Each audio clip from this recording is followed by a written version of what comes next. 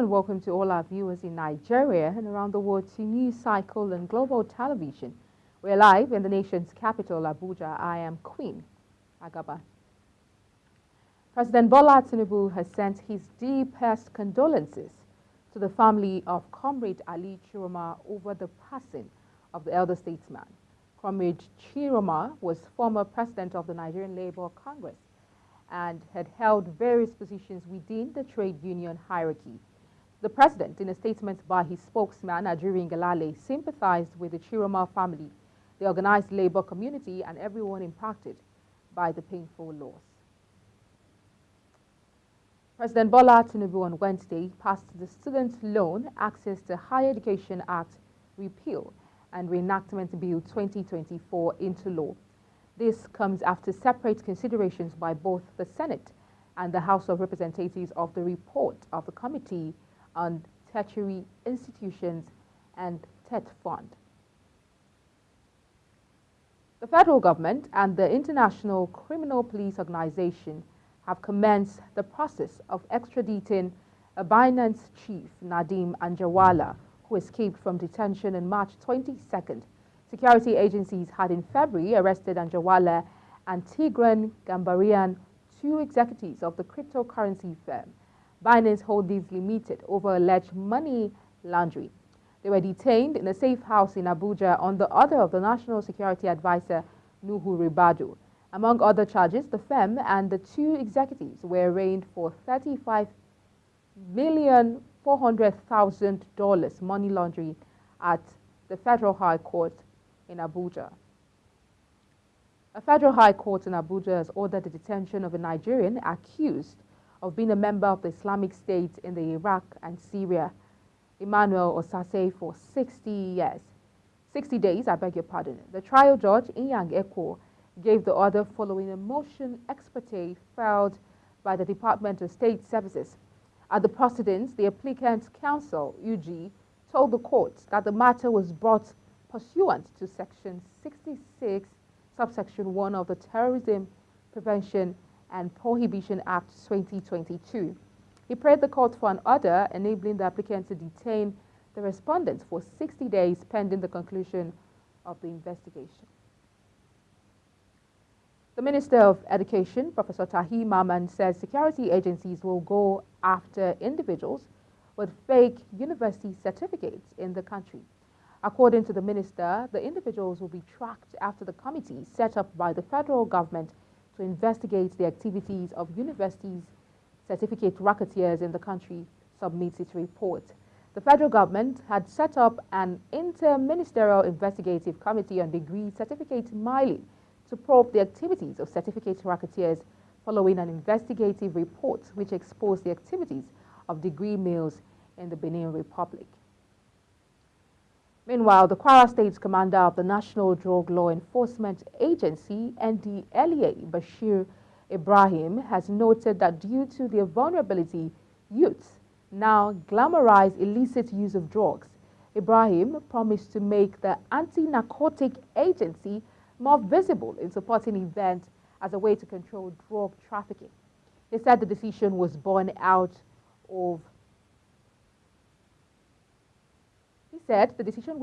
of recent challenges faced in policing drug traffickers in the state. He also revealed a grim scenario in drug law enforcement in the state, saying that the use and supply of synthetic cannabis, a modified form of Indian hemp, is now prevalent among drug abusers. The Federal Capital Territory Police Command combed suspected kidnappers' hideouts and routes in the hills and bushes surrounding Apo Resettlement in Abuja. The command's public relations officer, SP Josephine Adair, disclosed this in a statement. The statement read, the operatives of the FCT Police Command, led by the Commissioner of Police, CP Bennett Igwe himself, stormed the hills and thick bushes surrounding Zone A and B of Apo Resettlement and its environment on April 1st, 2024 at about 11 a.m. to emplace some security measures in the area as it perceived to be kidnappers' routes and criminal hideouts. Moving on, the chairman, House of Representatives Committee on Disability, says the unfortunate discriminatory treatment Adebola Daniel by the KFC outlet at the Murtala Mohammed International Airport is a wake-up call for the full implementation of the Disability Act signed into law in 2019 by the previous administration. Fauziya Lukman has details. Daniel, a wheelchair user, faced humiliation when he was refused entry into the KFC outlet when the manager wrote no wheelchairs allowed. This treatment, according to him, is unacceptable and goes against the principle of inclusivity and respect, and it is a violation against the Disability Act. Committee has already sent out invitations to KFC. We're in touch with Mr. Adebola Daniel, and letter has also gone out to FAN. The committee could not take up a physical investigation right now, because if you follow, they say FAN has closed the KFC. So even if we want to do a surprise oversight, which is allowed, we can't go inside there. And we also found out that the DG actually was also not around, because it's a holiday period. So yes is the answer. There will be investigation, but the investigation will follow house rules. On investigation, this is what we have done on the investigation. We've gone to the floor to move the motions for the whole House to give us the authority to investigate compliance. While commending the Speaker of the House for establishing the Committee on Disability, Honorable Bashir Daudu also commended the speed with which government intervened in resolving the dispute between Daniel and KFC, while assuring that the committee will work assiduously through its oversight functions with all relevant agencies to ensure that the Disability Act is fully implemented in the country. Section 1 of the law, prohibition of discrimination and awareness programs. In subsection 1, it said, and I quote, "A person with disability shall not be discriminated against on the ground of his disability by any person or institution in any manner or circumstance." If you go to section 2, which is just the two sections I will mention, because I would like to get a few questions from you. In section 2, a person with disability has the right to access the physical environment and buildings on an equal basis with others.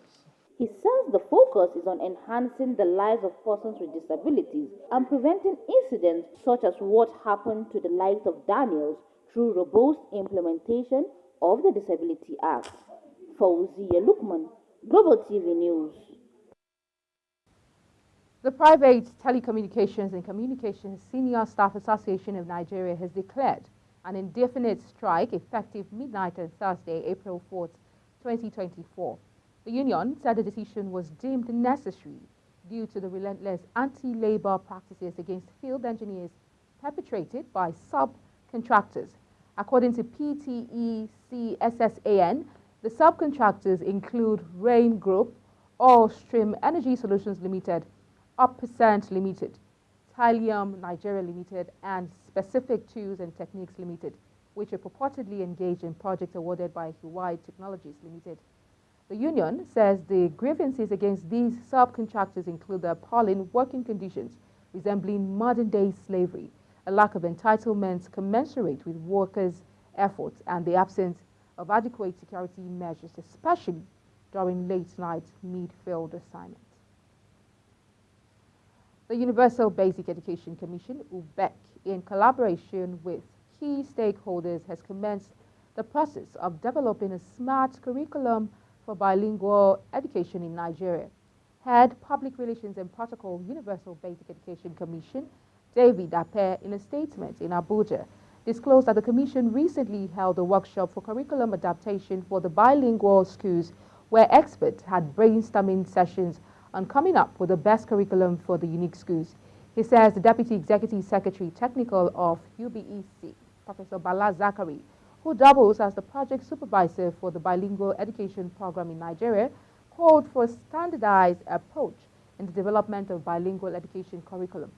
Zachary noted that UBEC is working to ensure the success of the bilingual education program right from the construction of the schools in the 9 focal states to the engagement of experts in a series of programs. The Nigerian Army 35 Artillery Brigade, Alamala, Abeokuta, said it has handed over 441 pawpaw-sized substances suspected to be cannabis sativa weighing 223 kilograms to the National Drugs Law Enforcement Agency, Ogun State Command. Acting Assistant Director, Army Public Relations, 35 Artillery Brigade, Alamala, Abeokuta, Lieutenant Mohammed Goni stated this in a statement made in Abeokuta, Ogun State capital. Goni said the troops of the brigade had intercepted a Mazda bus with plate number NRK 622SB, conveying the substance at Mologbede village in Odeda local government area of the state. He said that the commander, 35 Artillery Brigade, Brigadier General Mohammed Aminu, commended the troops for their efforts, urging them to continue to remain vigilant in their various locations. You're watching News Cycle, coming to you live from Nigeria's capital, Abuja. We're on Star Times, channel 276. Kindly follow us on our social media platforms using @GlobalTVNG and other handles now showing on your screen.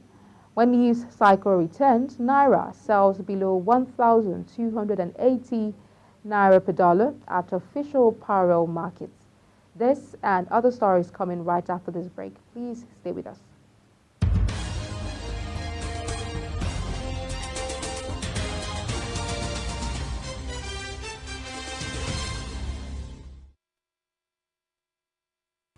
Many thanks for staying with us. On the foreign scene, at least 7 people were killed and more than 700 injured by a powerful earthquake in Taiwan that damaged dozens of buildings and promoted tsunami warnings that extended to Japan and the Philippines before being lifted. Officials said the quake was the strongest to shake the island in 2 decades and warned of more tremors in the days ahead. Meanwhile, U.S. President Joe Biden has condemned Israel's killing of 7 humanitarian aid workers in Gaza, saying he was outraged and heartbroken. He accused Israel of not doing enough to protect aid workers. Israel promised an independent investigation after the UK, US, Canada, Australia, and Poland lost nationals in Monday's attack. Israeli President Isaac Herzog has apologized for the deaths. The 7 victims who were working for World Central Kitchen, WCK, were killed when their convoy was attacked from the air. President Biden called for Israel's investigation to be conducted swiftly and said he must bring accountability and its findings be made public. He says distributing aid in Gaza had been so difficult, adding that Israel had not done enough to protect aid workers trying to deliver desperately needed help to civilians. Biden also accused Israel of not doing enough to protect Palestinian civilians.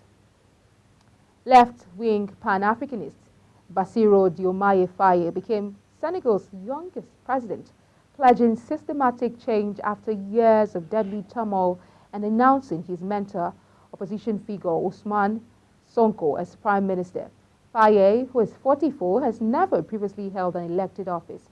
He swept to a first-round victory on a promise of radical reform just 10 days after being released from prison. He took the presidential oath in front of hundreds of officials and several African heads of state at an exhibition center in the new town of Diamaniado near Dakar. He then returned to the capital with his motorcade greeted by hundreds of jubilant residents who lined the roads leading to the presidential palace. In business, the Naira began the new month on a bullish note, appreciating to 1,278.58 Naira against the United States dollar from 1,309.39 Naira per dollar recorded last week. This indicates an increase of 30.81 Naira at the close of trading activity. According to data from FMDQ Securities, the indicative exchange rates for the Nigerian autonomous foreign exchange market closing below the 1,300 ceiling marks the first instance since January 26th of this year.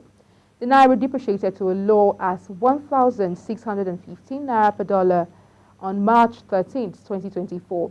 Since the introduction of a slew of forex policies by the central bank, the Naira has gained over 21% on the dollar since March. The Nigerian Customs Service says it has generated over 1.3 trillion Naira in the first quarter of 2024. The Comptroller General of the Service, Adewale Adeniyi, announced this while addressing journalists in Abuja on the performance of the service, where he stated that the collection for the first quarter represents a substantial increase of 122.35% compared to the same period in the year 2023, which stood at over 6.6 billion naira. Kikelamo Okere was there for Global TV News.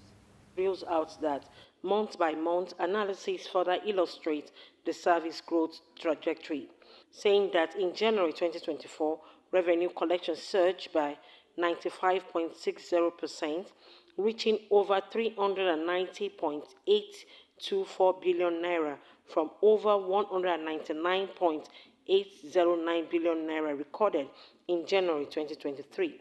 The upward trend continued in February 2024 with a staggering 138.68% growth, elevating revenue collection to over 450.209 billion naira from over 188.62 billion naira in February 2023.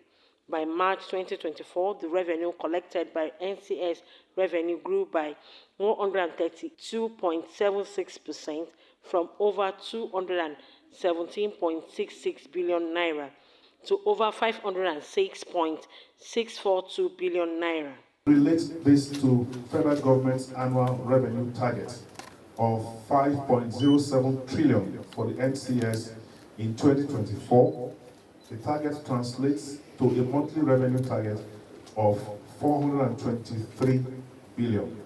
We are pleased to report an average monthly revenue growth by 6.2% over the set monthly target and a cumulative revenue collection of 18.6% equivalent to 78,675,608,972.75 over and above a target of 1.2 trillion for the first quarter.